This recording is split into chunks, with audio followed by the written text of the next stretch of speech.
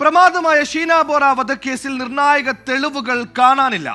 കൊല്ലപ്പെട്ട ഷീന ബോറയുടെ ശരീരാവശിഷ്ടങ്ങളാണ് നഷ്ടമായത്. ഫോറൻസിക് പരിശോധനയ്ക്ക് അയച്ച എല്ലുകളും മറ്റും കാണാനില്ലെന്ന് CBI കോടതിയെ അറിയിച്ചു.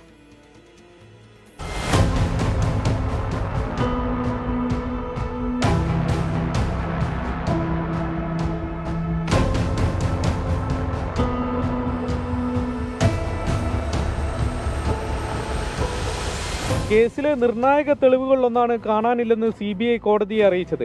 2012 മുംബൈക്കടുത്തുള്ള പെൻ പോലീസ് സ്റ്റേഷൻ പരിധിയിൽ നിന്ന് കത്തിക്കരിഞ്ഞ നിലയിൽ മൃതദേഹാവശിഷ്ടങ്ങൾ ആദ്യം കണ്ടെത്തുന്നത്. അന്ന് അതാരുടെ മൃതദേഹമെന്ന് പോലീസിന് വ്യക്തതയുണ്ടായിരുന്നില്ല. പിന്നീട് 2015 ഷീന ബോറ തിരോധാന കേസുമായി ബന്ധപ്പെട്ട് മുംബൈ പോലീസിന് നിർണായക സൂചനകൾ കിട്ടുന്നത്.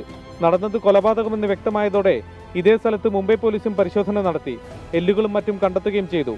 3 വർഷത്തിനിടെ കിട്ടിയ 2 അവശിഷ്ടങ്ങളും പരിശോധിച്ച രണ്ടും ഷീന ബോറയുടെ തന്നെയെന്ന് പോലീസ് സ്ഥിരീകരിച്ചു.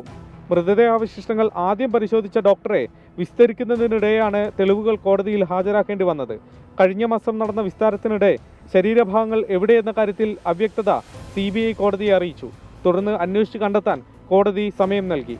ഇന്നലെ കേസ് വീണ്ടും പരിഗണിച്ചപ്പോഴാണ് തൊണ്ടി മുതൽ കാണാതായതായി CBI കോടതിയെ അറിയിച്ചത്. ഫോറൻസിക് പരിശോധനയ്ക്ക് അയച്ച ശേഷം എന്ത് സംഭവിച്ചു എന്ന കാര്യത്തിൽ വ്യക്തതയില്ല.